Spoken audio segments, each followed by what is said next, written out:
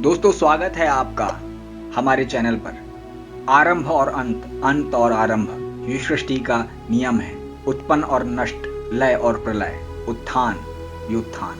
दोस्तों, हर चीज ये सृष्टि का सिद्धांत है, प्रकृति का सिद्धांत है जो परिवर्तनशील है। और इसी सिद्धांत के अंतर्गत मैं आज आपको जो जानकारी देना चाह रहा हूँ उसे अंत तक जरूर सुनिएगा, बहुत रोचक है। दोस्तों, कैसे हुआ कलयुग का आरंभ, इसके बारे में मैं आपको बताने जा रहा हूँ। अक्सर लोग अपने भविष्य को लेकर चिंतित रहते हैं, लेकिन क्या आपने सोचा है कि हमारा भूतकाल कैसा रहा होगा? हम आपको भूतकाल से जुड़ा हुआ एक शब्द कलयुग के बारे में बात करने जा रहे हैं। लेकिन कलयुग को जानने से पहले हम आपको बता दें कि पुराणों में 4 युगों का वर्णन मिलता है: सतयुग, त्रेता युग, द्वापर युग और कलयुग। कलयुग को एक श्राप भी कहा जाता है। पर क्या आपने कभी सोचा है कि पृथ्वी पर कलयुग कैसे आया, कैसे यहाँ पर इसकी शुरुआत हुई? क्या हमने कभी इस ओर ध्यान दिया है कि ऐसा क्या कारण रहा होगा जिसके चलते कलयुग को धरती पर आना पड़ा? वो ना सिर्फ आया बल्कि यहाँ आकर यहीं का हो गया। तो आखिर क्या रहस्य है कलयुग के धरती पर आगमन के पीछे? दोस्तों, जब धर्मराज युधिष्ठिर अपना पूरा राजपाट परीक्षित को सौंपकर अन्य पांडवों और द्रौपदी समेत महाप्रयाण हेतु हिमालय की ओर निकल गए थे, उन दिनों स्वयं धर्म बैल का रूप लेकर गाय के रूप में बैठी पृथ्वी देवी से सरस्वती नदी के किनारे मिले। गाय रूपी पृथ्वी के नयन आंसुओं से भरे हुए थे, उनकी आंखों से आंसू बह रहे थे। पृथ्वी को दुखी देखकर धर्म ने उनसे उनकी परेशानी का कारण पूछा। धर्म ने कहा, देवी, तुम ये देखकर तो नहीं रो रही हो कि मेरे बस एक पैर है, या तुम इस बात से दुखी हो कि अब तुम्हारे ऊपर बुरी ताकतों का शासन होगा? इस सवाल पर पृथ्वी देवी बोली, धर्म, तुम तो सब कुछ जानते हो, ऐसे में मेरे दुख का कारण पूछने से क्या लाभ? सत्य, पवित्रता, क्षमा, दया, संतोष, त्याग, शास्त्र विचार, ज्ञान, वैराग्य, शौर्य, तेज, ऐश्वर्य, कांति, कौशल, स्वतंत्रता, निर्भीकता, कोमलता, धैर्य, साहस, उत्साह, कीर्ति,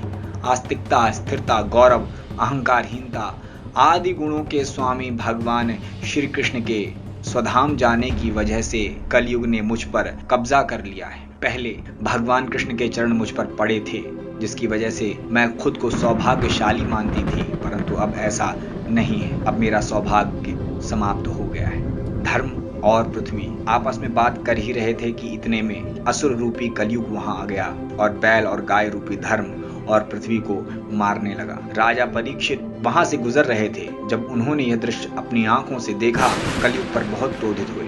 अपने धनुष पर बाण रखते हुए राजा परीक्षित ने कलयुग से कहा, दुष्ट पापी, तू कौन है? इन निरीह गाय तथा बैल को क्यों सता रहा है? तू महान अपराधी है। तेरा अपराध क्षमा योग्य नहीं है, तेरा वध निश्चित है। राजा परीक्षित ने बैल के स्वरूप में धर्म और गाय के स्वरूप में पृथ्वी देवी को पहचान लिया। परीक्षित राजा ने उनसे कहा, हे वृषभ, आप धर्म के मर्म को भली भांति जानते हैं, इसलिए आप किसी के विषय में गलत न कहते हुए अपने ऊपर अत्याचार करने वाले का नाम भी नहीं बता रहे हैं। हे धर्म, सतयुग में आपके तप, पवित्रता, दया और सत्य 4 चरण थे। त्रेता में 3 चरण रह गए, द्वापर में 2 ही रह गए, और अब इस दुष्ट कलयुग के कारण आपका एक ही चरण रह गया है। पृथ्वी देवी भी इसी बात से दुखी है। इतना कहते ही राजा परीक्षित ने अपनी तलवार निकाली और कलयुग को मारने के लिए आगे बढ़े। राजा परीक्षित का क्रोध देखकर कलयुग कांपने लगा। कलयुग भयभीत होकर अपने राजसी वेश को उतारकर राजा परीक्षित के चरणों में गिर गया और क्षमा याचना करने लगा। राजा परीक्षित ने शरण में आए हुए कलयुग को मारना उचित न समझा और उससे कहा, तू मेरी शरण में आ गया है, इसलिए मैं तुझे जीवन दान दे रहा हूँ, किंतु अधर्म, पाप, झूठ, चोरी, कपट, दरिद्रता आदि अनेक उपद्रवों का मूल कारण केवल तू ही है। तू मेरे राज्य से अभी निकल जा और कभी लौट कर मत आना। परीक्षित की बात को सुनकर कलयुग ने कहा कि पूरी पृथ्वी पर आपका निवास है। पृथ्वी पर ऐसा कोई भी स्थान नहीं है जहां आपका राज्य ना हो। ऐसे में रहने के लिए मुझे स्थान प्रदान करें।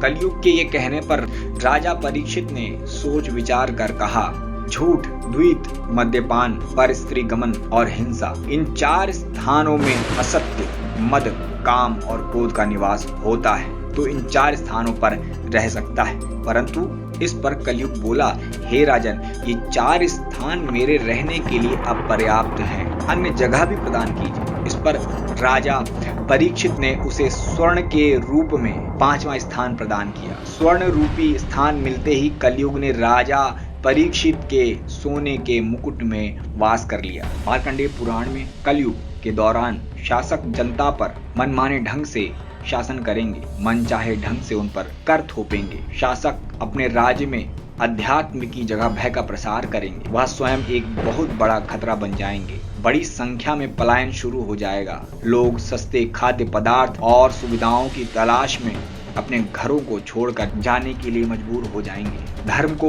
नजरअंदाज कर दिया जाएगा और लालच, सत्ता, पैसा सभी के मस्तिष्क में प्रबल रूप से विद्यमान रहेगा। लोग बिना किसी पश्चाताप के अपराधी बनकर लोगों की हत्या करेंगे। संभोग जिंदगी की सबसे बड़ी जरूरत बन जाएगी। लोग बहुत आसानी से कसम खाएंगे और उसे तोड़ देंगे। वचनों का कोई अर्थ नहीं रह जाएगा। लोग मदिरा और अन्य नशीले पदार्थों की चपेट में आ जाएंगे। गुरुओं का सम्मान करने की परंपरा समाप्त हो जाएगी। ब्राह्मण ज्ञानी नहीं रहेंगे। क्षत्रियों का साहस हो जाएगा और वैश्य अपने व्यवसाय में ईमानदार नहीं रह पाएंगे। पाप अपने चरम पर होगा। युग कोई भी बुरे नहीं है। हर युग मतलब हर समय काल ईश्वर के अंतर्गत आता है और कालों में समय में उस युग में होने वाले परिवर्तन के जिम्मेदार प्राणी होते हैं, मनुष्य होते हैं। और वो तब जब इंसान मदहोश हो जाता है, मदमस्त हो जाता है। इंसान के अर्थ में जीवन सिर्फ उतना तक सीमित रह जाता है जहां तक उसका जीवन सुरक्षित रहे, सुखी रहे और संपन्न रहे। उसके अलावा उसके संसार से कोई लेना देना नहीं होता। दोस्तों, आशा करता हूँ आपको जानकारी पसंद आई होगी। लाइक कीजिए, कमेंट कीजिए और सब्सक्राइब कीजिए। सुनते रहिए हमारे चैनल को। धन्यवाद।